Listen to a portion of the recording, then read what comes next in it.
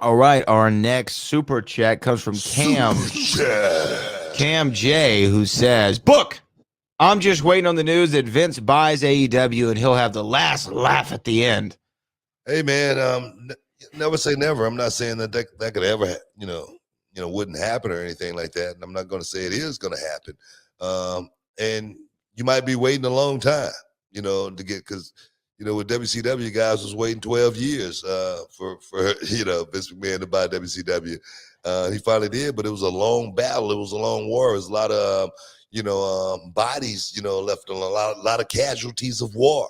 As far as that goes. So as well as when he did buy it, there was even more casualties of war.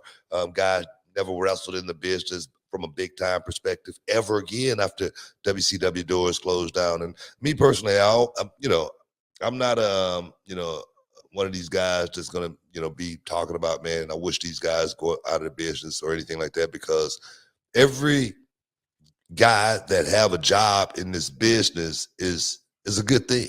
And one thing about WWE, they cannot supply every wrestler out there that wants to do this.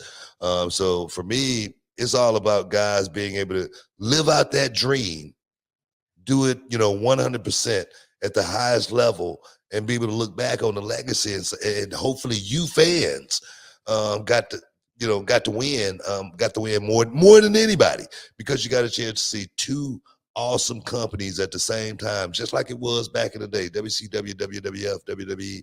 It was two awesome wrestling companies that you guys got a chance to see. Even though we made it a war, and the only reason it was a war because it was that damn good. So guys, just enjoy the ride. I'm sure there was never a moment during your WCW career until it got to the end that you thought that it was even a possibility that Vince McMahon would be the owner of WCW. I'll never forget that promo that he cut when y'all did the simulcast, I think it was, for the last Nitro, or maybe it was the week before. I can't remember when it was, but when he just did that over-the-top Vince, the way you kill your competition, is you grab it by the throat and you squeeze the life out of it. I'm like, good God in heaven. Yeah. But you never know what's going to happen in this crazy world of wrestling. I really never thought there would be a legit number two. I thought TNA was cool, but you saw it wasn't even like it was the default number two, but it wasn't, it wasn't the number two. Do you know what I mean? Well, it was number two. It was on its way to being an established number two. Yes.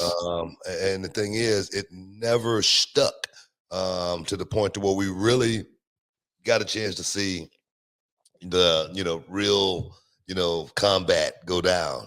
At one point we were getting really, really, really close to seeing that. And I tell you, and I'm not saying that was because of me or anything like that. That was before I ever went to TNA. Yeah.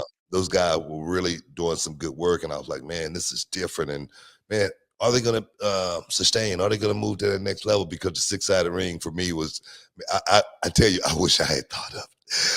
Especially for this young group of guys that want to do all of this high flying. And I'm seeing the way of the world of wrestling is kind of gravitating towards that way. I was like, man, I wish that was me. I wish I'd have thought of that. But of course, they lost focus. And we saw WWE pretty much knock them out of the water. And then AEW came along. Like yourself, I never thought we would see another battle like we're seeing right now.